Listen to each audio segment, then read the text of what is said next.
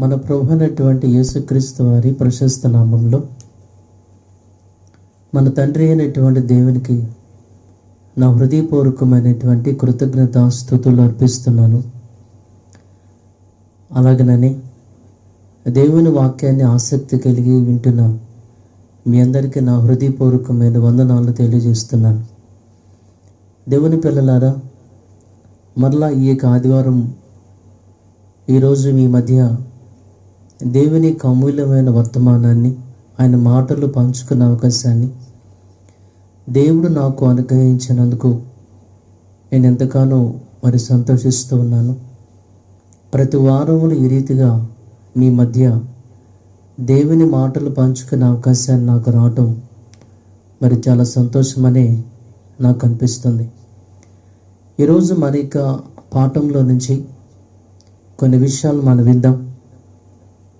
దాదాపుగా ఒక రెండు వారాల నుంచి ఒక అంశాన్ని నేను మీ మధ్యకు తీసుకొని వస్తున్నాను. అదేంటంటే, ప్రేమామయుడైనటువంటి దేవుడు, లేదంటే ప్రేమించే దేవుడు ప్రాణం తీస్తాడా, ప్రేమించే దేవుడు ప్రాణం తీస్తాడా అనేటువంటి సందేశంలో నుంచి మొదటి రెండు పార్ట్లు మనం విన్నాం. ఈరోజు దానికి కొనసాగింపుగా పార్ట్ 3, ఎపిసోడ్ 3 ఈరోజు కొన్ని విషయాలు వినటానికి ప్రయత్నం చేద్దాం. ఈ పార్ట్ 3లో ప్రత్యేకంగా దేవుని యొక్క సైన్యం, ఆయనకు సంబంధించినటువంటి ఆయుధాల గురించిన విషయాలు కూడా మీతో పంచుకోవాలని అనుకుంటున్నాను. దీంట్లో ప్రత్యేకించి దేవుని సైన్యం, ఆయన ఆయుధాలు ఏవి అనేటువంటి ఒక సబ్ టైటిల్ ఉంటుంది పార్ట్ 3లో. కాబట్టి శ్రద్ధగా మనం వినటానికి ప్రయత్నం చేద్దాం. దేవుని పిల్లలారా, గత రెండు పాఠాల్లో విన్నటువంటి సందేశాలను బట్టి దేవుడు ఏ రీతిగా తను ప్రేమిస్తాడు, సేమ్ టైము తప్పు చేసిన వారి పట్ల ఆయన చూపేటువంటి కోపం, ఆవేశం, రౌద్రం, వీటి గురించి మనం వింటూ వచ్చాం. సహజంగా ఎక్కువగా వీటి గురించి ప్రపంచ క్రైస్తవ సంఘాలలో బోధించబడట్లేదు. కేవలము ఒక కోణంలో నుంచే ఏదో ఒక వచనాన్ని లేదా కొన్ని మాటలు తీసుకుని అవే చెప్పాలనే ఆలోచన. ఏ కాడికి దేవుడు రక్షిస్తాడు, దేవుడు ప్రేమిస్తాడు, దేవుడు దీవిస్తాడు, ఆశీర్వదిస్తాడు, సహాయం చేస్తాడు, స్వస్థపరుస్తాడు, మేలు చేస్తాడు అనే మాటలే తప్ప నిజంగా ఏ నోటిలో నుంచి మేలు అనే మాట వస్తుందో, ఏ దేవుని నోటిలో నుంచి దేవుడు మేలు చేస్తాడు అనే మాట వస్తుందో, అదే నోటిలో నుంచి దేవుడు కీడు చేస్తాడు అనే మాట కూడా ఉంది. కానీ చాలామంది అలాంటి వాక్యాలు చూడరు, వినరు, పట్టించుకోరు. విలాప వాక్యములు 3వ అధ్యాయము 32 వాక్యం ఒకసారి మనం ఆలోచించినట్లయితే, విలాప వాక్యములు 3వ అధ్యాయము 38వ వాక్యంలో నుంచి ఒక మాట మనం చూద్దాం. ఇర్మియా గ్రంథం తర్వాత ఉంటుంది విలాప వాక్యములు 3వ అధ్యాయము 38వ వాక్యం. మహోన్నతుడైన దేవుని నోట నుండి కీడును మేలును బయలు వెళ్ళును గదా. చాలమ్మా. దేవుని యొక్క నోటిలో నుంచి కీడును మేలును రెండు బయలుదేరితే కదా అని రాశాను. అంటే ఏ దేవుని నోటిలో నుంచి మేలు అనే మాట వస్తుందో, మేలు చేస్తాడు, మేలు చేస్తాను అనే మాట వస్తుందో, అలాగనే అదే దేవుని యొక్క నోటిలో నుంచి ఆయన కీడు చేస్తాడు అనే మాట కూడా బైబిల్లో ఉంది. కాబట్టి ఆయన నోటిలో నుంచి మేలు, కీడు కూడా వస్తుందన్న విషయం తెలియాలి. నా ఉద్దేశం ఏంటంటే, దేవుడు ప్రేమించే దేవుడు, కాదనట్లేదు. కానీ తప్పు చేసేవారి పట్ల ఆయన భయంకరుడు అనే విషయం ప్రపంచ జనాంగానికి తెలియాలి. కీర్తన గ్రంథము 47వ అధ్యాయము 2వ వాక్యంలో నుంచి ఒక మాట మనం ఆలోచిస్తే, కీర్తన గ్రంథంలో నుంచి 47వ అధ్యాయము వచనం 2 చూద్దాం. యెహోవా మహోన్నతుడు, యెహోవా మహోన్నతుడు, భయంకరుడు. భయంకరుడు. చాలండి. ఏముందండి? యెహోవా మహోన్నతుడు, భయంకరుడు అని రాశారు. అంటే దేవుడు భయంకరుడు అనే విషయం మనకు తెలియాలి. కాబట్టి బైబిల్ గ్రంథంలో ఉన్న ఈ విషయాలు మనం ఖచ్చితంగా వినాలి, మనం ఆలోచించాలి. హెబ్రీలకు రాసిన పత్రికలైతే దేవుడు దహించు అగ్ని అని ఉంటుందండి. ఇవన్నీ మనము బైబిల్ నుంచే వింటాం.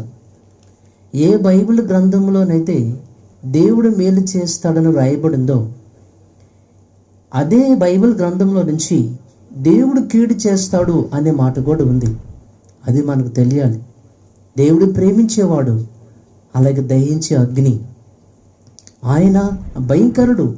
ఇవన్నీ ఉన్నాయి. ఇవన్నీ మనకు తెలియాలి, మనకు తెలియాలి.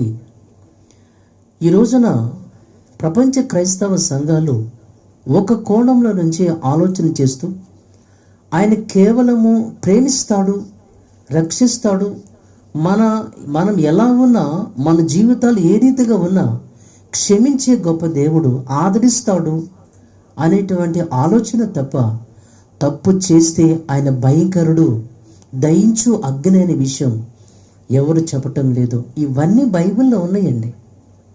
ఒక కోణంలో మనం ఆలోచించి సమాజాన్ని తప్పు త్రోవగా పట్టించేటువంటి రూటుగా మనం వెళ్ళకూడదనేది నా యొక్క మనవి.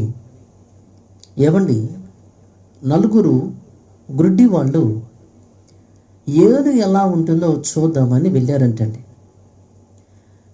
వెళ్ళినప్పుడు ఒక్కొక్కడు వెళ్ళి ఒక్కొక్క భాగాన్ని, ఏనుగులో ఉన్న భాగాన్ని, 4 మంది కూడా గుడ్డివాళ్ళు కాబట్టి ఏనుగు ఎలా ఉంటుందో వాళ్ళు తెలుసుకోవడానికి వెళ్ళి ఒక్కొక్కరు వాళ్ళు చూసిన విధానాన్ని చెప్పుకుంటూ వచ్చారు. ఎలాగంటే ఒకరేమో ఆ ఏనుగు వెనుకున్నటువంటి ఆ కాలును చూసి దాన్ని పట్టుకుని, అమ్మో, ఏనుగంటే ఒక పెద్ద చెట్టులాగా ఉంది అని చెప్పాడంట. ఏనుగు ఎలా ఉంటుందిరా అంటే చెట్టు అన్నాడంట. ఇంకొకడైతే ఆ ముందున్నటువంటి ఆ తొండాన్ని చూసి దాన్ని అంటే చూడటం అంటే దాన్ని పట్టుకొని, ఏనుగంటే ఇది ఒక పొగ గొట్టం లాగుంది కాబట్టి ఏనుగంటే పొగ గొట్టాము అని చెప్పాడు. సరే, ఇంకొకడైతే ఆ ఏనుకున్నటువంటి ఆ చెవి చూసి ఏనుగంటే చాట అన్నాడంట. ఇంకొకడు దాని యొక్క కింద ఉన్నటువంటి పొట్ట చూసి ఇలా పట్టుకుని, అమ్మో, ఏనుగంటే ఒక పెద్ద కొండ అన్నాడంట. ఇలా వీళ్ళందరూ కూడా ఏనుగుల గురించి ఒక్కొక్కరిని చెప్పమంటే రకరకాలుగా చెప్పుకుంటూ వచ్చారు. ఒకడేమో ఇదొక చెట్టు అన్నాడు, ఇంకొకడేమో ఇదొక పొగ గొట్టం అన్నాడు, ఇంకొకడేమో ఒక చాట అన్నాడు, ఇంకొకడేమో ఆ కింద ఉన్నటువంటి ఆ కడుపు పట్టుకొని ఇది ఒక పెద్ద కొండ లేకపోతే ఒక మ్రాను అని చెప్పుకుంటూ వచ్చాడు. వీళ్ళని అడిగితే చెప్పిన సమాచారం ఏంటంటే ఏనుగంటే ఇలాగే ఉంటుంది, ఇదే ఏనుగని. కరెక్టే. అయితే ఒక విషయము గమనించాలి. అదేంటంటే ఈ 4 ఏనుగులు ఉన్నాయి అని చెప్పాలి. అది గొప్ప విషయం. ఏనుగంటే కేవలము మ్రానే కాదు, ఏనుగంటే కేవలం గొట్టమే కాదు, ఏనుగంటే కేవలము ఒక ఏంటిది ఆ చాటే కాదు. ఏనుగు ఇవన్నీ కూడా ఏనుగులో ఉన్నాయి అని చెప్పేవాడే మగాడు. అలాగననే ఈ బైబిల్ గ్రంథంలో మనం కేవలము ఒక కోణంలో మనం చూసి కేవలం దేవుడు ప్రేమించేవాడు, ఆయన మరి దీవించేవాడు, ఆశీర్వదించేవాడు అనేటువంటి ఆలోచన విధానంలో ఆయన శిక్షించేవాడు. మరి ఆయనకి కనుక కోపం వస్తే శిక్షతో పాటు చంపేస్తాడు అనే మాటలు కూడా బైబిల్లో ఉన్నాయి. అవన్నీ ప్రజలకు తెలియాలి, ప్రజలకు చెప్పాలి.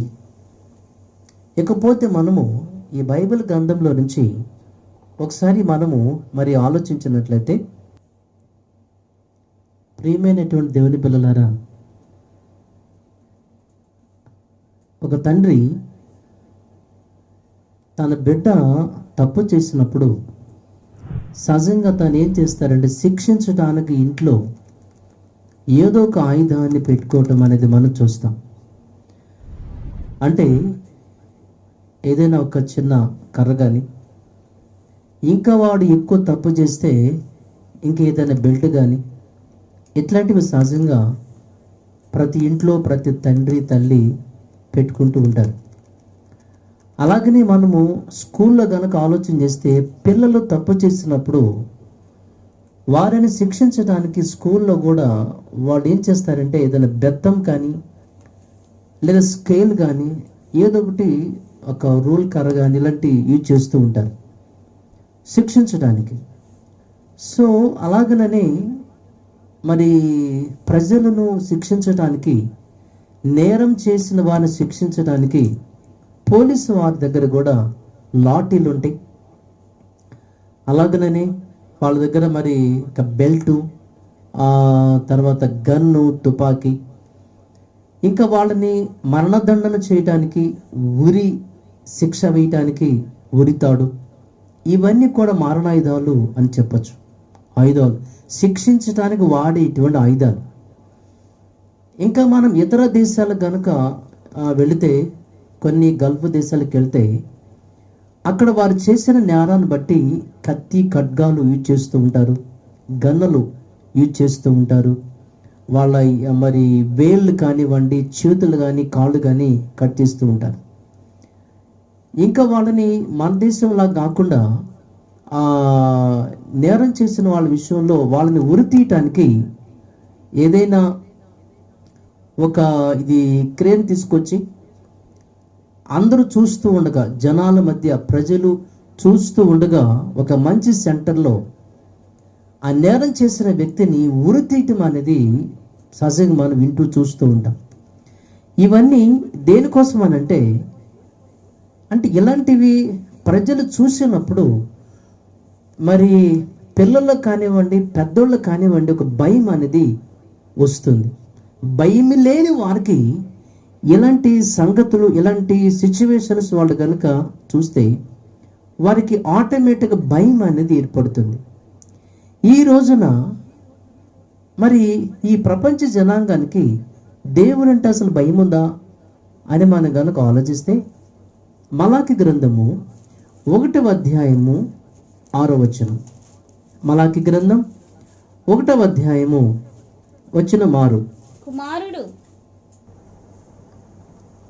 కుమారుడు తన తండ్రిని గణపరచును కదా, తన తండ్రిని గణపరచును కదా, దాసుడు తన యజమానుని గణపరచును కదా, తన యజమానుని గణపరచును కదా, నా నామమును నిర్లక్ష్యపెట్టు యాజకులారా, నేను తండ్రినైతే నాకు రావలసిన ఘనత ఏమాయను, నేను యజమానుడనైతే నాకు భయపడేవాడు ఎక్కడ ఉన్నాడు అని చెప్తున్నారు. అర్థమైందండి? అంటే దీన్ని బట్టి మనకు ఏమర్థం అవుతుందంటే, ప్రపంచానికి దేవుని భయం లేదనే విషయం మనకు అర్థమవుతుంది. ఇదే విషయాన్ని, దీనికి సంబంధించిన మరొక మాట రోమీయులకు రాసినటువంటి పత్రిక 3వ అధ్యాయము 18వ వాక్యం ఒకసారి మనం ఆలోచించినట్లయితే, ఏమా రోమీయులకు రాసిన పత్రిక 3వ అధ్యాయము 18 చూడొచ్చు. వారి కన్నుల ఎదుట దేవుని భయము లేదు అనుందండి. అంటే ప్రపంచానికి దేవునికి భయం అనేది లేదు.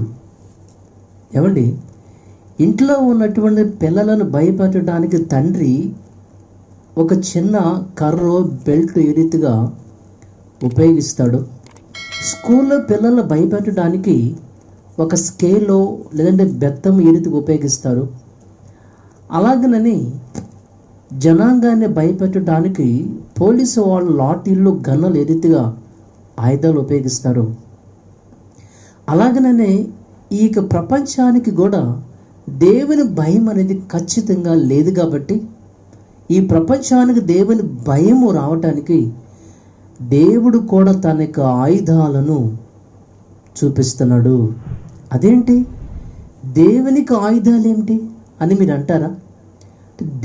దేవుడు ప్రేమస్వరూపి, ప్రేమగల వాడైతే ఆయనకి ఆయుధాలు ఏంటని మీరు ఆలోచిస్తే ఇర్మియా గ్రంథము 50వ అధ్యాయంలో నుంచి ఒక మాట మనం చూడొచ్చు. ఇర్మియా గ్రంథము 50వ అధ్యాయము 25వ వాక్యంలో నుంచి మనం విందాం.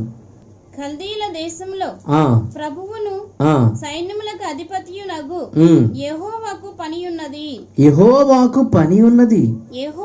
యెహోవా తన ఆయుధశాలను తెరచి కోపము తీర్చు తన ఆయుధములను, దేవుని కోపాను తీర్చు తన ఆయుధములను వెలుపలికి తెచ్చుచున్నాడు. ఏమండి, ఈ వాక్యాన్ని బట్టి మనకి ఏమర్థం అవుతుందనంటే దేవునికి ఆయుధాలు ఉంటాయి అంటే ఉంటాయి. ఆయనకు ఒక ఆయుధశాల ఉంది. అర్థమైందండి? తన కోపాన్ని తీర్చే తన ఆయుధములను వెలుపలికి తెచ్చుచున్నాడు అంటే దేవునికి కూడా ఆయుధాలు ఉన్నాయా? ఆయుధాలు ఉన్నాయి అంటే ఆయుధాలను ఉపయోగించేటువంటి సైన్యం కూడా ఖచ్చితంగా ఉండాలి. మరి ఉన్నారు. అందుకని యోబు గ్రంథం 25వ అధ్యాయం 3వ వాక్యం ఒకసారి మనం ఆలోచిస్తే, ఆయన సేనలను లెక్కింప శక్యమా. చాలండి. ఏమండి, దేవునికి సేన అనుంది అంటే దేవునికి సేన ఉందా? దేవునికి ఆయుధాలు ఉన్నాయి. ఆయుధాలు ఉపయోగించేటువంటి సేన కూడా ఉందని మనకు అర్థమవుతుంది. ఏమండి, ప్రతి దేశాన్ని కూడా కాపాడటానికి, ప్రతి దేశము పక్షాన యుద్ధం చేయడానికి ప్రతి దేశంలో కూడా సైన్యం అనేది ఉంటుంది. నేల మీద ఉండేటువంటి మరి దానిని పారామిలిటరీ అంటారు. అలాగనని నీటి మీద ఉండి రక్షించడానికి నేవీ ఫోర్స్ అని, ఆకాశంలో నుంచి రక్షించడానికి మరి ఎయిర్ ఫోర్స్ అని, త్రివిధ దళాలు అంటారు వీటిని. త్రివిధ దళాలు ప్రతి దేశంలో ఖచ్చితంగా ఉంటాయి. దేశాన్ని కాపాడటానికి, దేశం పక్షాన శత్రువుల మీద యుద్ధం చేయడానికి ప్రతి దేశానికి కూడా మరి paramilitary, navy force, air force అనేది ఉంటుంది. త్రివిధ దళాలు ఉంటాయి. అలాగనని ప్రతి దేశానికి సంబంధించినటువంటి యుద్ధ ఆయుధాలను అప్పుడప్పుడు చూపిస్తూ ఉంటారు. ఫర్ ఎగ్జాంపుల్, మన దేశంలో ఆగస్టు 15 గనక మనం ఆలోచిస్తే, ఆ రోజున ఒక మరి పోలీస్ పరేడ్ గ్రౌండ్లో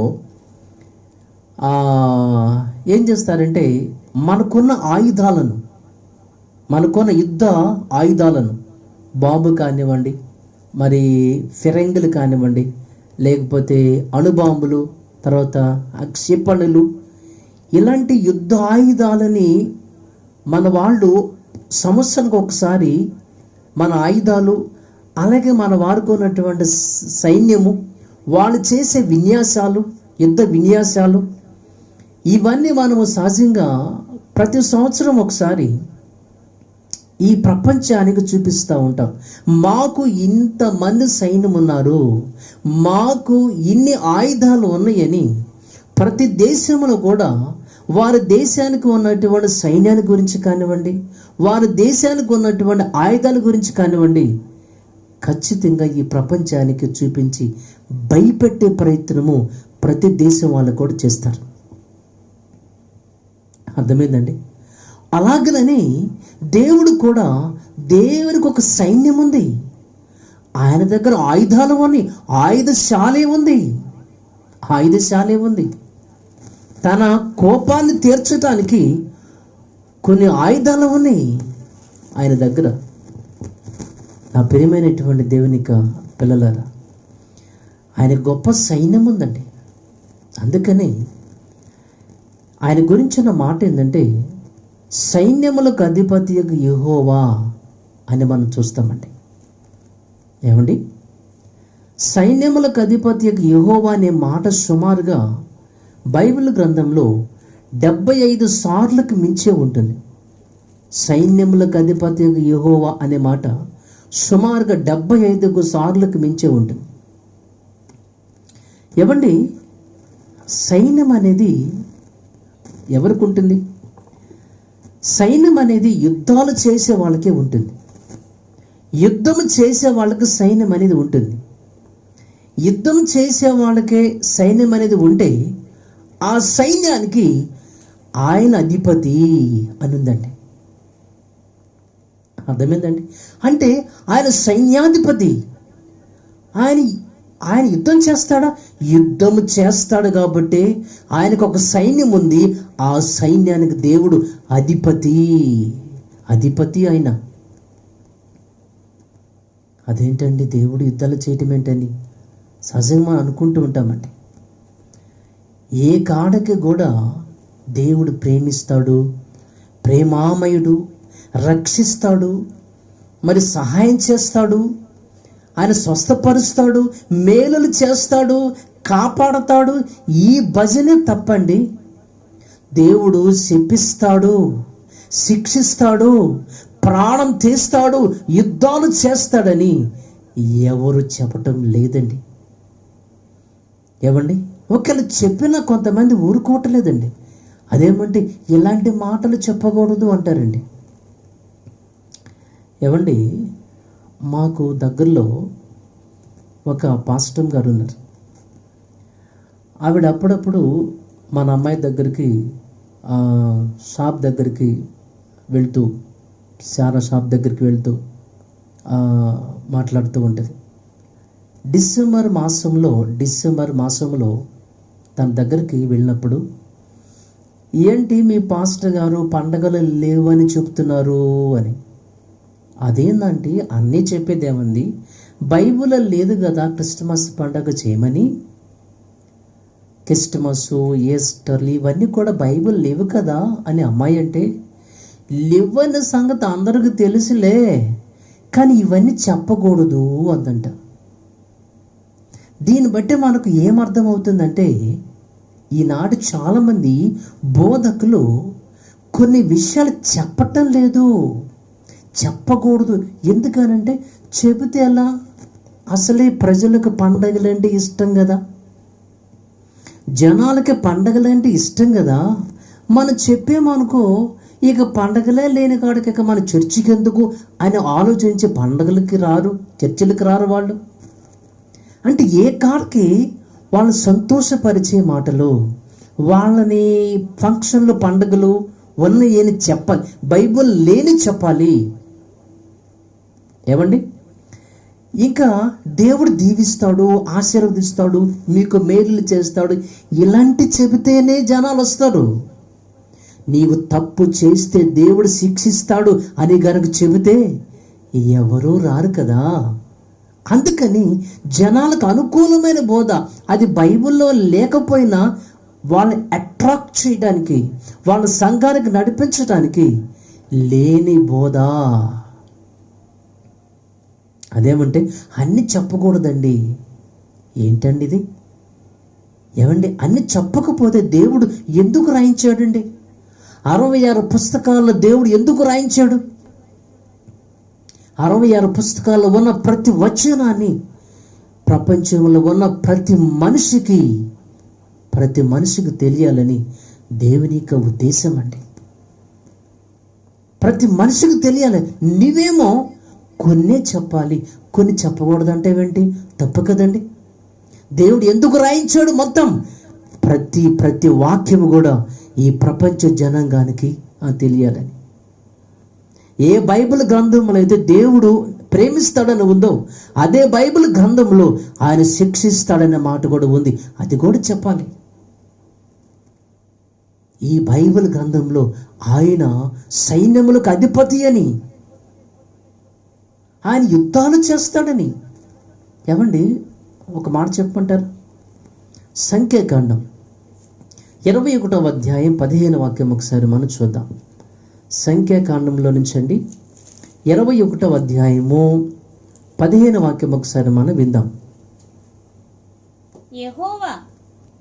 యెహోవా సుడిగాలి చేతనైనట్టు వాహేబును అర్నోనులో పడు ఏరులను 6 దేశ నివాస స్థలములకు తిరిగి మోయాబు ప్రాంతములకు సమీపంగా ప్రవహించు ఏరుల మడుగులను పట్టుకొనినను మాట యెహోవా యుద్ధముల గ్రంథములో యెహోవా యుద్ధముల గ్రంథములో వ్రాయబడి ఉన్నది. ఏమండి ఈ యొక్క వచనములో ఒక మాట మనం చూస్తాం. అదేంటంటే యెహోవా యుద్ధముల గ్రంథము అని. అదేంటి? యెహోవా యుద్ధాలు చేసిన ఒక గ్రంథం కూడా ఉందా? దీన్ని బట్టి మనకు అదే అర్థమవుతుంది. యెహోవా చేసిన యుద్ధాల గురించి ఒక గ్రంథమే రాయబడిందంటే, దేవుడు చేసిన యుద్ధాల గురించి ఒక గ్రంథమే రాయబడిందంటే, దేవుని పిల్లలారా, యెహోవా యుద్ధాలు చేస్తాడా? యుద్ధాలు చేస్తాడు కాబట్టి ఆయన సైన్యములకు అధిపత్యకు యెహోవా. ఆయనకు సైన్యం ఉంది. ఆ సైన్యానికి ఆయన అధిపతి. ఈ రోజున ప్రపంచ ప్రజలకు ఏం తెలుస్తుందండి? ఏం బోధిస్తున్నారు? ఏమి చెబుతున్నారు? కేవలము దేవుడు రక్షిస్తాడు, ప్రేమిస్తాడు, ఆదరిస్తాడు, సహాయం చేస్తాడు, మేలులు చేస్తాడు అనే భజన తప్ప, నీవు తప్పు చేస్తూ ఉన్నప్పుడు ఖచ్చితంగా దేవుడు యుద్ధం చేస్తాడు, శిక్షిస్తాడు అనేటువంటి మాటలు వినపడట్లేదా? ఎవరు చెప్పరు, చెప్పినా పట్టించుకోరు. వాటి జోలికే మనం వెళ్ళమండి. అసలు యెహోవా యుద్ధాల గురించిన ఒక గ్రంథమే ఉందంటే ఏనాడైనా చదివారా మీరు? దేవుని పిల్లలారా, బైబిల్ గ్రంథం ఏదో ఒకటి యారా మనం చూసి అంత మట్టిగా ఆలోచించేటువంటి వారిగా ఉండకూడదండి. ఏమంటే బైబిల్ గురించి ఈ రోజున మనుషులకు తెలిసింది ఘోరంతేనండి, కానీ కొండంత ఉంది. అవన్నీ మనం తెలుసుకోవాలంటే చదవాలి. దేవుని యొక్క మనసు మనకు తెలియాలంటే బైబిల్ చదవాలండి. ఏమండి ఒకప్పుడు మనము ఇదివరకు దాదాపుగా కొన్ని సంవత్సరాలకు ముందు ఒకసారి మనం మరి ఆలోచించినట్లయితే, కొన్ని సంవత్సరాలకు ముందు ఈ ఫోన్లు అనేవి, స్మార్ట్ ఫోన్లు అనేవి రాకముందు ఎట్లా ఉండేదంటే, మన వాళ్ళు వేరే ఊర్లో ఉన్నప్పుడు మనకి ఉత్తరాలు రాస్తూ ఉండేవాళ్ళు. వాటి ఇన్లాండ్ లెటర్స్ అంటారు. స్కై బ్లూ కలర్లో ఉంటుంది ఆ పేపర్లు. వాటిలో మన వాళ్ళు ఉత్తరం రాసి మన అడ్రస్ పంపుతూ ఉంటారు. ఇతర దేశాల్లో అంటే మన వాళ్ళు గల్ఫ్ దేశాలకు వెళ్ళినప్పుడు, సో అక్కడి నుంచి కూడా ఇన్లాండ్ ఉత్తరాల్లాగా అక్కడి నుంచి వచ్చే ఉత్తరాలు, వాటిని ఎయిర్ మెయిల్స్ అంటారు. అంటే ఒకప్పుడు కొన్ని సంవత్సరాలకు ముందు, స్మార్ట్ ఫోన్లు రాకముందు, ఇప్పుడంటే ఏముందండి, ఫోన్లో మనం వాట్సాప్ కాల్లో కూడా చూసుకొని మాట్లాడుకున్నంతటి ఫెసిలిటీ మనకు వచ్చింది. కానీ ఒకప్పుడు పరిస్థితి అలా లేదు కదా. ఇతర దేశాల్లో ఉన్న మన అబ్బాయి, ఆ అమ్మా నాన్న, అక్క తమ్ముడు, అన్న చెల్లెలు, వాళ్ళు అక్కడ ఉన్నప్పుడు వాళ్ళు ఏం చేస్తున్నారు, వాళ్ళు ఎలా ఉన్నారు అనే విషయం మనకు తెలీదు. తెలియాలంటే వాళ్ళు ఏం చేసేవాళ్ళంటే ఎయిర్ మెయిల్స్ అక్కడి నుంచి మనకు పంపించేవాళ్ళు. దాంట్లో వాళ్ళు మేము ఇలా ఉన్నాం, మేము రోజు ఇవి తింటున్నాం, బట్టలు ఇవి వేసుకుంటున్నాం, మేము చేసే వర్క్ ఇది, మా వృత్తిది, మేము ఇలా ఉన్నాం, మాకు మీ మీద మరి దిగిలేస్తుంది, మన అప్పులు కూడా తీర్చడానికి కష్టపడుతున్నాను, ఇలాంటి కొన్ని మాటలు వాళ్ళు వ్రాస్తారు.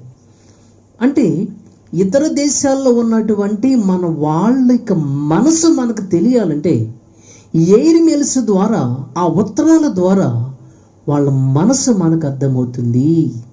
అంటే వాళ్ళు మన దగ్గరకు రాకపోయినా వాళ్ళ గురించిన సమాచారం, వాళ్ళ యొక్క మనసు ఎలా ఉందో, ఎలాంటిదో మనకు పూర్తిగా తెలియాలంటే ఎయిర్ మెయిల్స్ ద్వారా, ఆ ఉత్తరాల ద్వారా మనకి వాళ్ళ మనసు మనకు అర్థమవుతుంది. అలాగననే ఎక్కడో దూరంన పరలోకంలో ఉన్నటువంటి మన కన్న తండ్రి ఆయన యొక్క మనసు మనకు తెలియాలంటే ఇదిగో ఆయన మనసు అంతా కూడా బైబిల్లో ఉంది.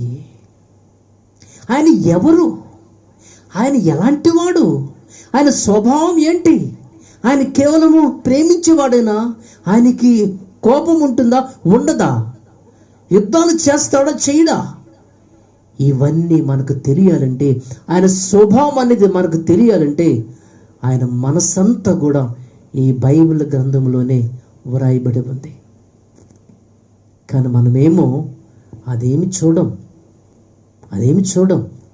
ఏమండి, మేలు కలిగించే మాటలు, యెహోవా దేవుడు, యెహోవా నా కాపరి, దేవుడు లోకమును ప్రేమిస్తాడు, ఇలాంటి ప్రేమ మేలు కలిగించే మాటలు తప్ప ఆయన తప్పు చేస్తే శిక్షిస్తాడు, అది ఆయన స్వభావము అనే విషయాన్ని బైబిల్ గ్రంథంలో ఉన్న ఎవరు పట్టించుకోరు. దేవుని పిల్లలారా, ఆయన మనసు ఎలాంటిదో, ఆయన స్వభావం ఏమిటో మనకు తెలియాలంటే ఇదిగో కేవలము ఒక్క మాట మనం చదివి ఆయన ప్రేమించే దేవుడు తప్ప ఆయన శిక్షించేవాడు కాదని చెప్పటానికి వీల్లేదండి. ఏమండి, కొన్ని సంవత్సరాలకు ముందు గ్రీసు దేశాన్ని పరిపాలించేటువంటి ఆర్కియాస్ అనేటువంటి ఒక రాజుగారు ఉన్నాడు. ఆయన ఒకసారి ఆయన ఎక్కువగా విందులు, వినోదాలు, ఇలాంటి వాటికి ఎక్కువ ప్రయాటిస్తాడు. దేశాన్ని, ప్రజలను పెద్దగా పట్టించుకునేటువంటి మనసు ఆయనకు ఉండదు. ఒకసారి అయినా అందుకని చాలామంది జనాలు, ప్రజలు ఆయన మీద ఒక రకమైనటువంటి భావంతో, ద్వేషంతో, కోపంతో, బాధతో ఉంటారు. ఒకసారి ఆ వ్యక్తి ఒక రాత్రిపూట మంచి విందులో ఉంటాడు. ఈ లోపుగా తనకి కొంచెం దూరంలో ఉన్నటువంటి ఏథెన్స్ అనేటువంటి ప్రాంతం నుండి తన స్నేహితుడు వేరే ఒక వ్యక్తి ద్వారా ఒక ఉత్తరాన్ని అక్కడికి రాజు దగ్గరికి పంపిస్తాడు. ఈ వ్యక్తి ఆ ఉత్తరాన్ని తీసుకుని వెళ్ళి, రాజా ఇదిగో మీ స్నేహితుడు మరి నీకోసం చాలా ఇంపార్టెంట్ అంటే ఇది ఖచ్చితంగా మీరు దీనిని మీరు చదవాలంట అనే విషయాన్ని తనకు చెప్పిస్తాడు.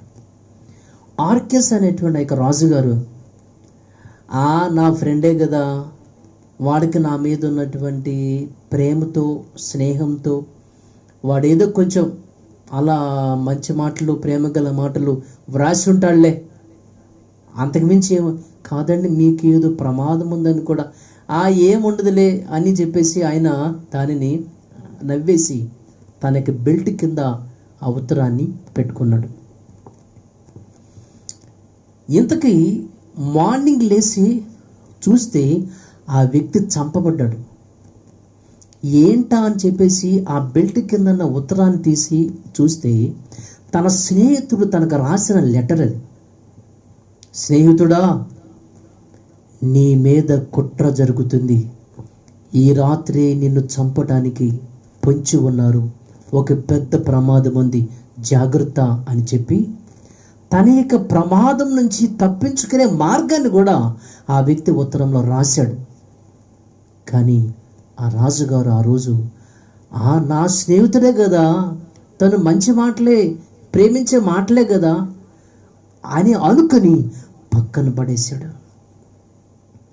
వచ్చిన ప్రమాదం వచ్చేసింది, తప్పించుకునే మార్గాన్ని దానిలో ఉన్నా ఈ రోజున నేటి క్రైస్తవ సమాజంలో ప్రేమామయుడైనటువంటి దేవుడు, మన స్నేహితుడు, మన ఫ్రెండు, ఆయన పరలోకం నుంచి మన కోసం ఒక ఉత్తరాన్ని పంపించాడు, అదే బైబిల్ గ్రంథం.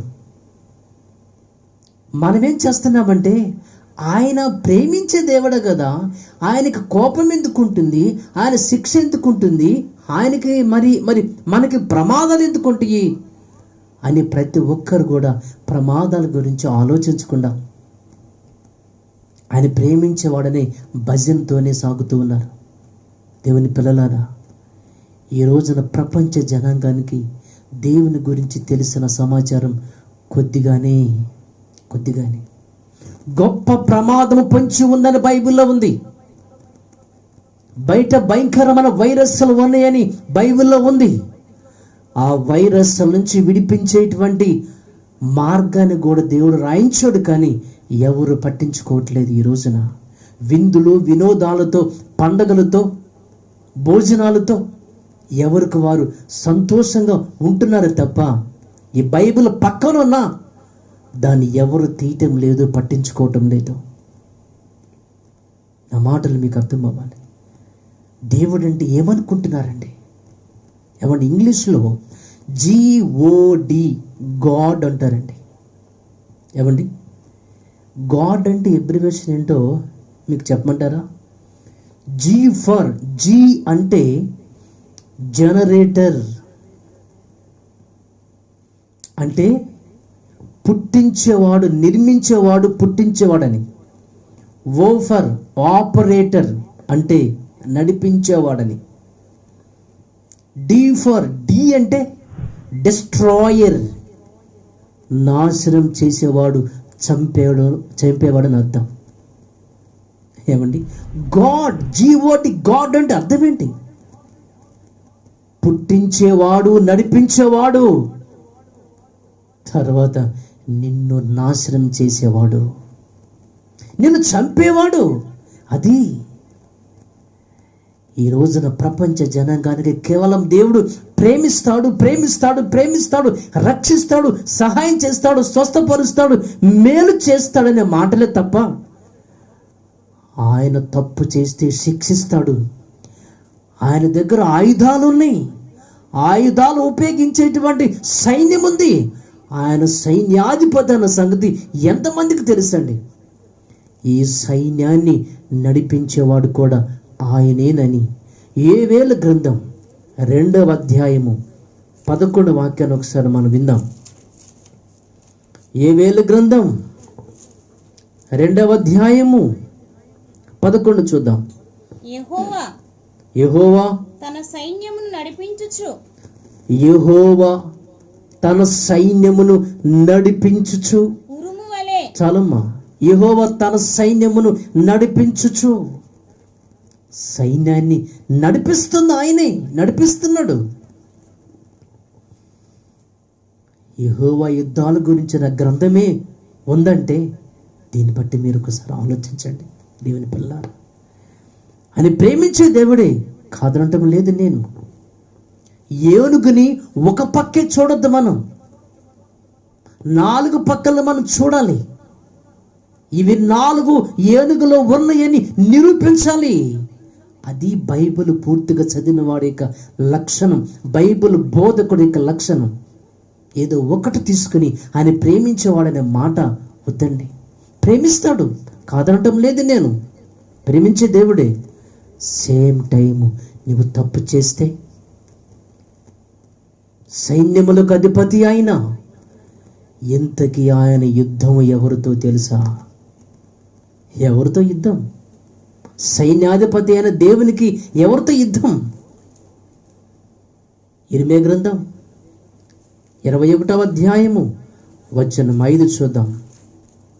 ఇర్మియా గ్రంథం 21వ అధ్యాయము వచనం 5.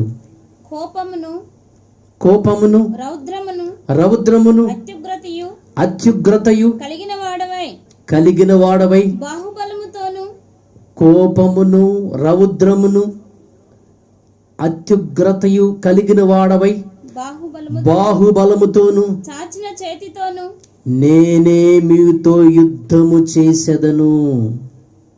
ఏమండి, ఎవరితో యుద్ధం? దేవునికి సైన్యం, ఆయుధాలు ఉన్నాయి. ఆయన సైన్యాధిపతి, నడిపిస్తుంది ఆయనే. ఎవరితో యుద్ధం అయినా మీతోనే. మీతో అంటే ఇక్కడ ఉన్న ప్రపంచంలో ఉన్నటువంటి ప్రతి మనిషితో అని కాదు. ఏవండి, ప్రపంచంలో ఉన్న ప్రతి మనిషితో అని కాదు. ఒక వాక్యం మనం చూస్తే మీకు అర్థమవుతుంది. హెబ్రీయులకు రాసిన పత్రిక 3వ అధ్యాయము, హెబ్రీయులకు రాసిన పత్రిక 3వ అధ్యాయము 17వ వాక్యం ఒకసారి మనం విందాం. హెబ్రీ పత్రిక అండి, 3వ అధ్యాయము 17 చూద్దాం. ఎవరి మీద 40 ఏండ్లు ఎవరి మీద 40 ఏండ్లు ఆయన కోపించెను, దేవుడు కోపగించెను. పాపము చేసిన వారి మీదనే కదా. ఎవరి మీద? దేవుని కోపం ఎవరి మీద? 40 సంవత్సరాలు పాపము చేసిన వారి మీదనే కదా. వారి శవములు అరణ్యంలో రాలిపోయాను. ఏమండి, 40 సంవత్సరాలు దేవుడు ఎవరి మీద కోపపడ్డాడు? దేవుడు ఎవరి మీద కోపగించాను? ఎవరిని దేవుడు చంపేశాడు? పాపము చేసిన వారిని మాత్రమే అరణ్యంలో పెట్టల్లాగా రాలిపోజేశాడు. నా ప్రియమైన దేవుని పిల్లలారా, నా మాటల యొక్క ఉద్దేశం మీకు అర్థం అవ్వాలి. తప్పు చేసిన వారి మీదే ఆయన యుద్ధం ఉంటుంది. తప్పు చేసిన వారి మీదే ఆయన సైన్యం ఉంటుంది. ఏమండి, మరొక మాట మనం చూద్దాం. ఇర్మియా గ్రంథంలో నుంచి, యెషయా గ్రంథంలో నుండి చూద్దామండి. యెషయా గ్రంథం 29వ అధ్యాయం, యెషయా గ్రంథంలో నుంచి 29వ అధ్యాయం వచ్చిన 3 చూద్దాం. నేను మీతో యుద్ధము చేయించు. నేను మీతో యుద్ధము చేయించు. నా యుద్ధము మీతోనే. తప్పు చేసిన వారి మీద యుద్ధం. అర్థమైందండి ఎలా ఆయన చేసి యుద్ధం? కింద 6వ వాక్యం ఒకసారి మనం ఆలోచించినట్లయితే, ఉరుముతోను యెషయా గ్రంథం 29:6 వచ్చినమా, ఉరుముతోను భూకంపముతోను మహాశబ్దముతోను సుడిగాలి తుఫానులతోను దహించు అగ్ని జ్వాలలతోను సైన్యములకు అధిపతియగు యెహోవా. ఏమండి, సైన్యములకు అధిపతికి యెహోవా తన దగ్గర ఉన్నటువంటి సైన్యం, తన యొక్క ఆయుధాలు ఏమిటి? దహించు అగ్ని ఆయన సైన్యం. ఏమండి, కీర్తన గ్రంథం 105వ అధ్యాయం 32వ వాక్యాన్ని మనం చూద్దాం. కీర్తన గ్రంథం 105వ అధ్యాయం 32వ వాక్యం చూద్దాం. ఆయన వారి మీద వడగండ్ల వాన కురిపించెను, వారి దేశంలో అగ్ని జ్వాలలు పుట్టించెను. సొదొమ ప్రాంతం వాళ్ళు పాపం చేసినప్పుడు, ప్రతి వాళ్ళు పాపములో ఉన్నప్పుడు, పాపం చేసినప్పుడు దేవుని మనసు బాధేసి ఆయన ఆకాశంలో నుంచి అగ్ని జ్వాలలు కురిపించాడు. ఏమండి, అదే చెప్పారు ఇక్కడ. వారి దేశంలో అగ్ని జ్వాలలు అంటే అగ్ని, వడగండ్లు, ఇవన్నీ దేవుని యొక్క సైన్యం. అంటే దేవుని సైన్యం, ఇవన్నీ దేవుని సైన్యం. ఆయన యుద్ధ ఆయుధాలు ఇవన్నీ కూడా. నోవహు కాలంలో మనుషులు తప్పు చేసినప్పుడు, పాపం చేసినప్పుడు ఆయన జలములను రప్పించి మొత్తాన్ని సమూల నాశనం చేశాడంటండి. జలములు ఏమనుకున్నారు? ఏమండి, జలములు అంటే ఏంటి? ఆయనకు దూతలు. ప్రకటన గ్రంథం 16వ అధ్యాయము వచనం 5. అప్పుడు వర్తమాన భూతకాలములలో ఉండు పవిత్రుడా, పరిశుద్ధుల రక్తమును ప్రవక్తల రక్తమును వారి కార్చినందుకు తీర్పు తీర్చి వారికి రక్తము త్రాగనిచ్చితివి. దీనికి వారు పాత్రులే. నీవు ఈలాగు తీర్పు తీర్చితివి కనుక నీవు న్యాయవంతుడు అని జలముల దేవదూత చెప్పగా చాలు విని, జలముల దేవదూత, జలముల దేవదూత అంటే జలములు కూడా దేవునికి దూతేనంటండి. నీరు జలములు దేవునికి దూత. అందుకే పరమాకాశములారా, ఆకాశములారా, ఆకాశము పైనున్న జలములారా అని ఉంటుందండి బైబిల్లో. 148వ కీర్తన వచనం 4 చూద్దాం. 148వ కీర్తన వచనం 4. పరమాకాశములారా, పరమాకాశములారా, ఆకాశము పైనున్న జలములారా, ఆకాశము పైనున్న జలములారా, ఆకాశము పైన జలములున్నాయి, జలములున్నాయి. వచనం 7. భూమి మీదనున్న ఆ మకరములారా, మకరములారా, అగాధ జలములారా, అగాధ జలములారా, యెహోవాను స్తుతించుడి. అగాధ జలములు, అగ్ని వడగండ్లారా, అగ్ని వడగండ్లారా, హిమము, హిమమా, ఆవిరి, ఆవిరి, ఆయన ఆజ్ఞను నెరవేర్చు తుఫాను, ఇవన్నీ కూడా హిమము, జలములు, అగ్ని, వడగండ్లు ఇవన్నీ కూడా దేవుని యొక్క ఆజ్ఞను నెరవేర్చే ఆయన సైన్యము. అందుకే ఒకనాడు నోవాహు కాలములో జలములు బయటకు వచ్చినాయి, ఆయన సైన్యం. అగ్ని, వడగండ్లు ఆయన సైన్యం. ఇవన్నీ ఆయనక సైన్యం అండి, ఇవన్నీ ఆయనకు సైన్యం అండి. నా ప్రియమైన దేవుని యొక్క పిల్లలారా, ఇవే కాదు, నేను మీకు మరొక సైన్యాన్ని చూపించబోతున్నా. జకర్యా గ్రంథం 14వ అధ్యాయం 12వ వాక్యాన్ని చూద్దాం. జకర్యా గ్రంథం 14వ అధ్యాయము 12 చూద్దాం. మరియు యెహోవా తెగుళ్ళు పుట్టించి యెరూషలేము మీద యుద్ధము చేసిన జనములనందరినీ ఈలాగున మొత్తును.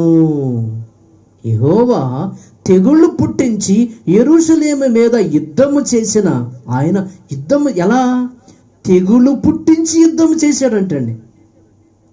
యెహోవా తెగుళ్ళు పుట్టించి యెరూషలేము మీద యుద్ధము చేసిన జనములనందరినీ ఈలాగన మొత్తును. ఏమండి? వారు ఉన్న పాటుననే వారి దేహములు కుళ్ళిపోవును. ఓకే అండి.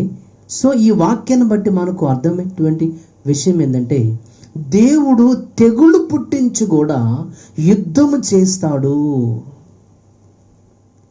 జలముల ద్వారా యుద్ధం, అగ్ని గంధకాల ద్వారా యుద్ధం, హిమము ద్వారా యుద్ధం, తుఫాను సుడిగాలుల ద్వారా, తుఫాన్ల ద్వారా యుద్ధం. అలాగని తెగుళ్ళ ద్వారా కూడా యుద్ధము. ఏమండి? ఈ యొక్క సైన్యం, మహాసైన్యం. ఒక వాక్యాన్ని మీరు చూస్తే ఆశ్చర్యపోతారు. యోవేలు గ్రంథం 2వ అధ్యాయం చూద్దాం ఒకసారి. యోవేలు గ్రంథం 2వ అధ్యాయం, యోవేలు గ్రంథం 2వ అధ్యాయము 25. యోవేలు గ్రంథం 2వ అధ్యాయము 25. మీరు కడుపారా తిని తృప్తి పొంది మీ కొరకు వింత కార్యములను జరిగించిన మీ దేవుడైన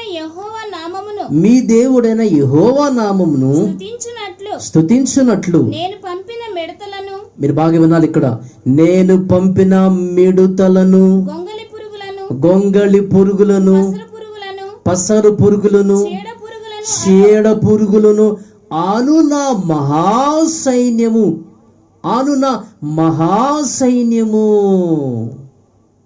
అర్థమైందండి? మిడతలు, గొంగళి పురుగులు, పసరు పురుగులు, చీడ పురుగులు ఆను నా మహాసైన్యము. తుఫాను దేవుని సైన్యం, జలములు దేవుని సైన్యం, అగ్ని వడగండ్లు దేవుని సైన్యం. అయితే ఇక్కడ మరొక సైన్యాన్ని మనం చూస్తున్నాం, అవి మహాసైన్యం. ఏమండి? ఏంటంటే అవి మిడతలను, గొంగళి పురుగులను, పసరు పురుగులను, చీడ పురుగులను, అవి నా మహాసైన్యం అన్నాడండి. ఆ సైన్యముతోనే దేవుడు యుద్ధాలు చేస్తున్నాడు. కంటికి కనిపించినటువంటి చీడ పురుగు, వైరస్, కంటికి కనిపించే పురుగులు కొన్ని అయితే, కనిపించని కొన్ని. వాటితో దేవునికి యుద్ధం. 105వ కీర్తన 31వ వచనం చూద్దాం ఒకసారి మనం.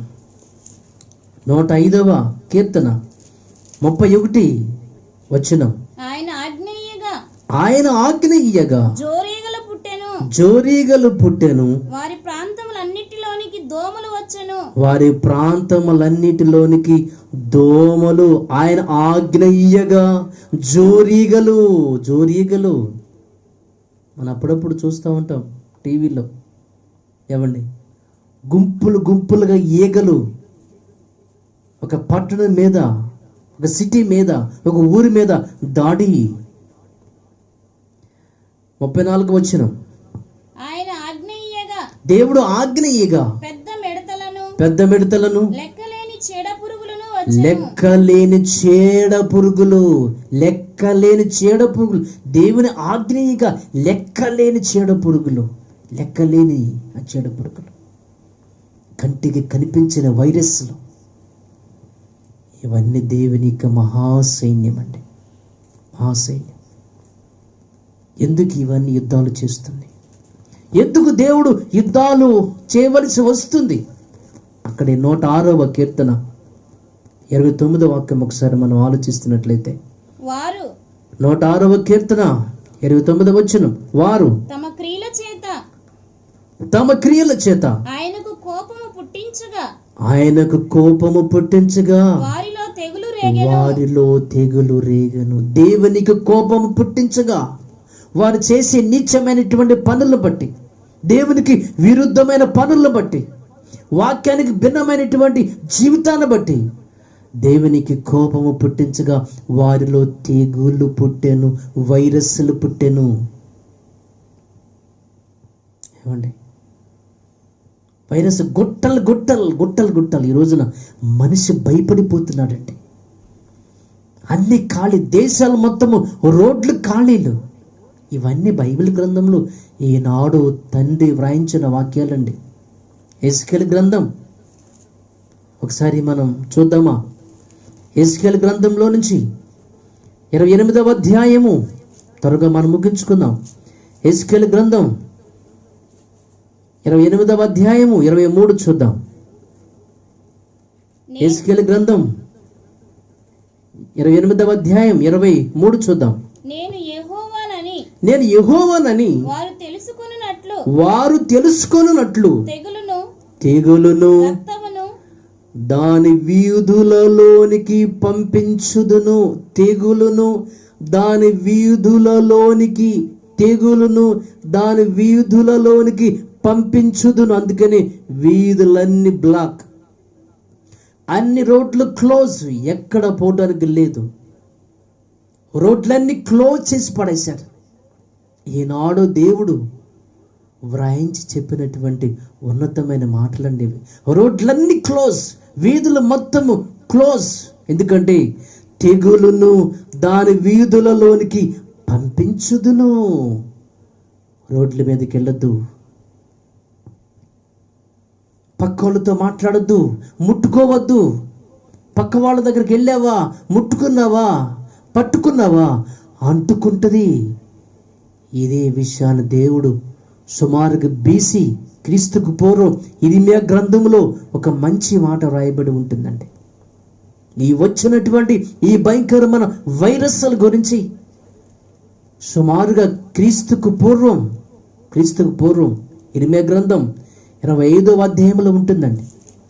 క్రీస్తుకు పూర్వము 700 ఇంచుమించుగా వ్రాయబడిన మాట అండి ఇది. ఇర్మియా గ్రంథం 25వ అధ్యాయము 31 చూద్దాం.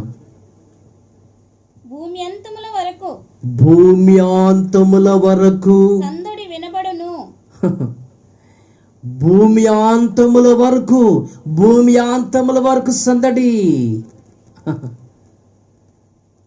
32 ఏమని సందడి? సైన్యములకు అధిపతి యెహోవా ఆ, ఈలాగు సెలవిచ్చుచున్నాడు, ఏమని? జనము నుండి జనమునకును జనం ఒక్కరి నుండి మరొకరికి, కీడు వ్యాపించుచున్నది. ఒకరి నుంచి మరొకరికి. జాగ్రత్త నానా, పక్కోళ్ళు ముట్టుకోబాకు. ఆ మధ్య కాలంలో మనాళ్ళు ఆ టీవీలో ఒక క్లిప్పింగ్ చూపించారు. ఎలాగంటే ఈ కరోనా వైరస్ వచ్చిన వాళ్ళకి వైద్యం చేసేటువంటి ఆ డాక్టరు సో ఆటోమేటిక్గా వాళ్ళకి వైద్యం చేసినటువంటి ఆ చేతులకి ఒక గ్రీన్ షేడ్, బహుశా మీరు చూసే ఉంటారు, ఒక వైబ్రేషన్ లాగా ఆ గ్రీన్ షేడ్ మనకు కనిపిస్తుంది. ఆయన పట్టుకున్నటువంటి ఫైలు అక్కడ పెట్టగానే దాన్ని ఇంకొకళ్ళు పట్టుకుంటే మరి వాళ్ళ చేతులు వాళ్ళ యొక్క బాడీ కూడా ఆటోమేటిక్గా అది ఒక గ్రీన్ షేడ్లో వచ్చేస్తుంది. ఇవన్నీ మీరు చూసే ఉంటారు. ఏమండి, అంటే ఒక్కరి నుంచి మరొకరికి, డాక్టర్ నుంచి ఇంకొకరికి, పేషెంట్ నుంచి డాక్టర్కి, డాక్టర్ నుంచి ఇంకొకరికి, ఇంకొకరికి, అలా. ఇంకొకసారి జనము నుండి జనమునకు, ఒక మనిషి నుంచి మరొక మనిషికి వైరస్ వ్యాపించుచున్నది. అదే జరుగుతుందండి. ఎప్పటి మాట అండి ఇది? ఎప్పటి మాట అండి ఇది? సుమారుగా 2500 700 సంవత్సరాలకి మించి దేవుడు రాయించిన మాట ఇది, జనము నుండి జనాంగానికి. అదే ఈ రోజున సంభవించింది. ప్రపంచమంతా కూడా బ్లాక్ అయిపోయింది, రోడ్లు మొత్తం బ్లాక్ అయిపోయినాయి. ఇదొక భయంకరమైన విపత్తు అండి. దేవుడు తన యొక్క మహాసైన్యాన్ని పంపించేశాడు.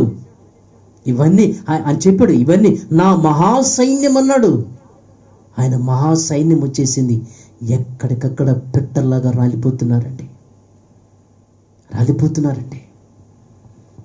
సుమారుగా 30 లక్షల నుంచి ఇప్పుడు 50 లక్షలకు దగ్గర పడుతున్నారు ప్రపంచంలో వైరస్ బారిన పడిన వారిలో. 2 లక్షలు దాటారు మరణాల సంఖ్య. చచ్చిపోతున్నారు. అప్రియమైన దేవుని యొక్క పిల్లలారా, ఆయన యొక్క మహాసైన్యం దిగింది భూమి మీదకు. కంటికి కనిపించేవైతే ఏదో రీతిగా మనము దాడి చేయొచ్చు, అడ్డుపడచ్చు. కానీ కంటికి కనిపించదు కదా. కంటికి కనిపించని ఒక చీడ, తెగులు, వైరస్, ఆయన యొక్క మహాసైన్యం దిగింది భూమి మీదకు. జనము నుండి జనమునకు. అందుకే ఎవరిని పట్టుకోవద్దురా, ముట్టుకోవద్దురా. మాస్క్ పెట్టుకో, చేతులు పదే కడుక్కో.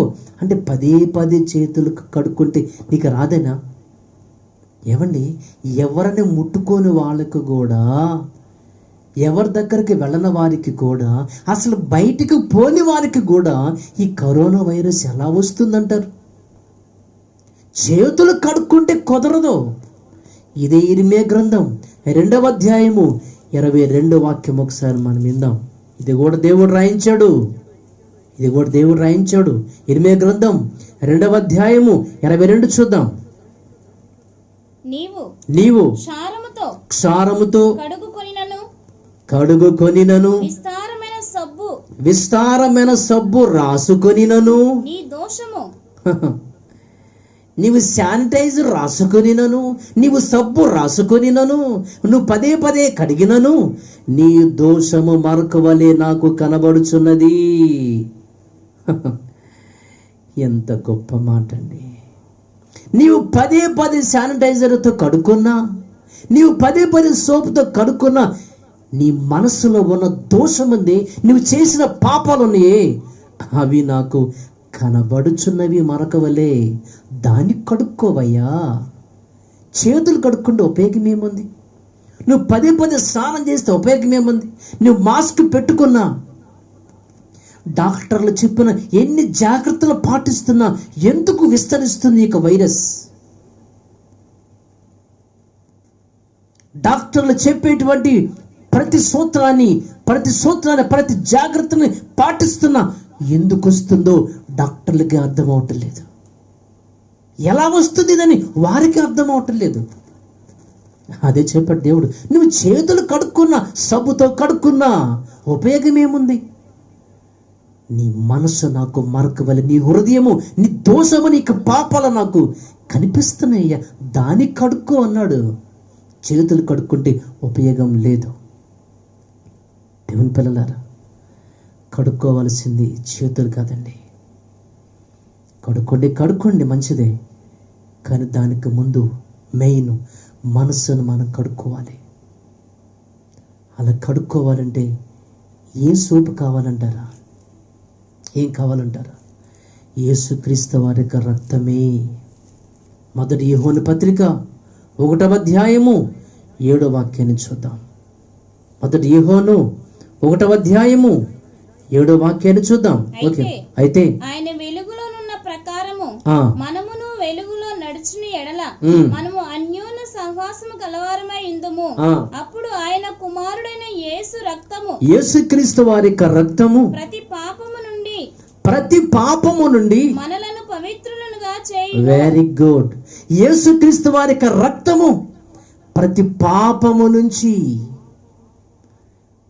అందుకే నువ్వు సబ్బుతో కడుక్కున్నా, నువ్వు శానిటైజర్తో కడుక్కున్నా ఉపయోగం ఏముంది? నీ హృదయం మరక వలె నాకు కనబడుచున్నది, దాన్ని కడుక్కో అన్నాడు. ఎలా? యేసుక్రీస్తు వారి యొక్క రక్తం. నా ప్రియ దేవుని పిల్లలారా, నీ పాపాలు శుద్ధి అవ్వాలంటే, నీ మనసు క్లీన్ అవ్వాలంటే ఒకే ఒక మార్గం, అది యేసుక్రీస్తు వారి యొక్క రక్తం. ఆయన దగ్గరికి రా, శుద్ధి చేసుకో. ఈ భయంకరమైన విపత్తు నుంచి, ఈ భయంకరమైన ఉగ్రత నుంచి, ఈ భయంకరమైన ఈ యొక్క వైరస్ నుంచి, కరోనా వైరస్ నుంచి నిన్ను కాపాడేది వన్ అండ్ ఓన్లీ ఒకే ఒక్కడు, ఆయనే ప్రభువైన యేసుక్రీస్తు. మొదటి తెస్స 1వ అధ్యాయము 9-10 చూద్దాం. మీ యొద్ద మాకెట్టి ప్రవేశము కలిగెను, అక్కడ జనులు మమ్మను గూర్చి తెలియజెప్పుచున్నారు. మరియు మీరు విగ్రహములను విడిచిపెట్టి జీవము గల వాడను సత్యవంతుడు నగు దేవునికి దాసులగుటకును దేవుడు మృతుల్లో నుండి లేపిన యేసు. వినాలి, దేవుడు మృతులలో నుండి లేపిన యేసు అనగా రాబో ఉగ్రత నుండి మనలను తప్పించుచున్న ఆయన కుమారుడైన యేసు. రాబోయే ఉగ్రత అయినా, ఈ వైరస్ అయినా తప్పించే ఏకైక నాథుడు ఒకే ఒక్కరు, ఆయనే ప్రభు అయినటువంటి యేసుక్రీస్తు వారు. ఉగ్రత నుంచి, విపత్తు నుంచి తప్పించే వన్ అండ్ ఓన్లీ యేసుక్రీస్తు. రా, ఆయన దగ్గరకు రా. నీ పాపాలు కెంపు వలె ఎర్రని వైనను రా, హిమం వలె తెల్లగా చేస్తానని యెషయా గ్రంథము 1:18 దేవుడు రాయించాడు. నో ప్రాబ్లం, రా. యేసుక్రీస్తు వారి యొక్క రక్తం సిద్ధంగా ఉంది. ఈ సమయంలో దేవుని పిల్లలారా, మనందరిని ఆ ఉగ్రత నుంచి విడిపించే ఏకైక నాథుడు యేసుక్రీస్తు ఒక్కరు మాత్రమే. కాబట్టి ఆయన నమ్ముదాం. నువ్వు ఇంకా నీ జీవితాన్ని మార్చుకోకుండా, ఇంకా నువ్వు నీ యొక్క పాపాలు నువ్వు శుభ్రం చేసుకోకుండా, నీవింకా నీ బ్రతుకు నువ్వు మార్చుకోకుండా అలాగే ఉన్నట్లయితే ఈ వైరస్ ఇప్పుడు అప్పుడే ఆగేది కాదిది. ఎందుకంటే ఆయన లెక్క పూర్తవ్వాలి. ఇర్మియా గ్రంథం 30వ అధ్యాయము 24 చూద్దాం. ఇర్మియా గ్రంథం 30వ అధ్యాయము 24 చూద్దాం. దేవుని పిల్లలారా, తన కార్యము ముగించే వరకు, తన కార్యము ముగించేంత వరకు, తన హృదయాలోచనలు నెరవేర్చే వరకు యెహోవా కోపాగ్ని చల్లారదు. యెహోవా కోపాగ్ని చల్లారదు. తన కార్యము ముగించే వరకు, తన హృదయాలోచనలను నెరవేర్చే వరకు దేవుని యొక్క కోపాగ్ని చల్లారదు. అప్పటిదాకా అది కొనసాగుతూనే ఉంటుంది. లెక్క పూర్తవ్వాలి. ఎంతమంది పోవాలో అంతమంది పూర్తి. ఇప్పటికే 2 లక్షలు దాటి 2.5 లక్షలకు దగ్గర పడుతున్నారు జనాలు. చచ్చిపోతున్నారండి. ఆయన లెక్క పూర్తయ్యే వరకు ఇది ఆగదు. వైరస్ రావాలన్నా పోవాలన్నా అది మన చేతుల్లో లేదు, అది తండ్రి చేతిలో ఉంది. ఆయన సైన్యం ఆయన అప్పగించాడు, వాటికి అప్పగించాడు. అవి చూసుకుంటే లెక్క పూర్తయ్యేంత వరకు అవి వాటి పనిని చేసుకుంటూనే వెళ్ళదు. కాబట్టి ఇప్పుడే ఆయన దగ్గరకు రా. చివరిగా దేవుడు ఈ ప్రపంచానికి ఒక ఉన్నతమైన ఆహ్వానాన్ని ఇస్తున్నాడు. జెఫన్యా గ్రంథంలో ఉంటుంది అది. ఈ ప్రపంచానికి, ఈ ప్రపంచ జనాంగానికి దేవుడిచ్చే ఒక గొప్ప ఇన్విటేషన్, గొప్ప ఆహ్వానం ఏంటంటే జెఫన్యా గ్రంథం 2వ అధ్యాయము 1 నుంచి మనం చూద్దామండి. ఏమ్మా? జెఫన్యా గ్రంథం 2వ అధ్యాయం 1 నుంచి. సిగ్గుమాలిన జనులారా కూడి రండి, పొట్టు గాలికి ఎగురునట్లు సమయము గతించుచున్నది, విధి నిర్ణయము కాకమునిపే యెహోవా కోపాగ్ని మీ మీదకి రాకమునిపే మిమ్మును శిక్షించుటకై యెహోవా ఉగ్రత దినము రాకమునిపే కూడి రండి. దేశంలో సాత్వికులై ఆయన న్యాయ విధులను అనుసరించుచు సమస్త దీనులారా యెహోవాను వెదుకుడి. మీరు వెదికి వినయము గలవారై నీతిని అనుసరించినట్లయితే ఒకవేళ ఆయన ఉగ్రత దినమున మీరు దాచబడుదురు. అది చెప్తాడు. ఈ ప్రపంచ ప్రజలకు 760 కోట్ల మందికి దేవుడిచ్చే గొప్ప ఆహ్వానం. ఒకవేళ దేవుడు ఈ వైరస్ నుంచి నిన్ను విడిపిస్తాడేమో, రా, ఆయన దగ్గరకు రా. అదే దేవునికి ఆహ్వానం. దేవుని పిల్లలారా, పాపాన్ని మానండి, ఈ బ్రతుకులు మార్చుకోండి, మీకు రోత జీవితాన్ని మార్చుకోండి. లోకాశ నుంచి బయటికి రండి, పాప భీతి నుంచి బయటికి రండి, ధనాపేక్ష నుంచి బయటికి రండి, బంధు ప్రీతి నుంచి బయటికి రండి. సిగ్గుమాలిన జనాంగమా రండి, ఆయన వెతకండి, ఆయన దగ్గరకు రండి. ఒకవేళ దేవుడు ఆయన ఉగ్రత నుంచి నిన్ను కాపాడుతాడేమో కదా అని చెప్పాడు. కాబట్టి దేవుని జనాంగమా వద్దాం, ఆయన దగ్గరకు వద్దాం, మన జీవితాన్ని ఆయన దగ్గర పెడదాం, మన పాపాలు ఒప్పుకుందాం, మన బ్రతుకుని మార్చుకుందాం. ఆయన ఉగ్రత నుంచి మనందరినీ కాపాడుతాడేమో కదా. లేకపోతే తన కార్యము నెరవేర్చేంత వరకు, తన ఆలోచనలు నెరవేర్చేంత వరకు, తనకి లెక్క పూర్తయ్యేంత వరకు ఇది అప్పట్లో ఆగదు. ఇది ఆగదు. మారండి, మార్పు చెందుదాం. నా ప్రియ దేవుని పిల్లలారా, ఈ గొప్ప ఆహ్వానాన్ని కన్న తండ్రి నా ద్వారా, ఈ బైబిల్ ద్వారా ఈ మాటలు వింటున్న ప్రతి ఒక్కరికైనా ఆహ్వానాన్ని పలుకుతూ ఉన్నాడు. మీ బ్రతుకులు మార్చుకుని ఆయన దగ్గరకు వచ్చినట్లయితే ఆయన ఉగ్రత నుంచి కాపాడుతాడని. కాబట్టి ఆయన గొప్ప సైన్యం తిరుగుతూ ఉంది. ఆయన గొప్ప సైన్యము ప్రపంచంలో తిరుగుతూ ఉంది. 250 దేశాలకు పైన తిరుగుతూ ఆయన సైన్యము తిరుగుతూ ఉంది. నీ దగ్గరకు వచ్చి నిన్ను లేపేయక ముందే ఆయన పాదాల దగ్గరకు వచ్చి నీ జీవితాన్ని మార్చుకున్నట్లయితే ఖచ్చితంగా తండ్రి ఈ ఉగ్రత నుంచి నిన్ను కాపాడి పరలోకానికి చేర్చుకుంటాడు. దేవుని పిల్లలారా, ఆయన ప్రేమించే దేవుడే, కాదనటం లేదు. సేమ్ టైం తప్పు చేసేవారి పట్ల, పాపం చేసేవారి పట్ల ఆయన భయంకరుడు.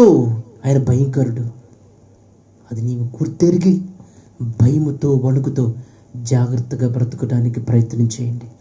దేవుడు ఈ మాటలు మన కొరకు దీవించను గాక. ఆమేన్. చిన్న ప్రార్థన చేసుకుందాం. ప్రేమగల తండ్రి, కృపామయుడా, ఇదిగోనైనా గత ఈ 3 పాఠాల ద్వారా మీ పిల్లలకు దేవుడు ప్రేమించే దేవుడైనా శిక్షించే దేవుడు కాదా, ప్రేమించే దేవుడు ప్రాణం తీస్తాడా అనేక ఉన్నతమైనటువంటి టైటిల్లో నుంచి నేను మీ పిల్లలకు ఎన్నో విషయాలు తెలియపరుస్తూ వచ్చాను తండ్రి.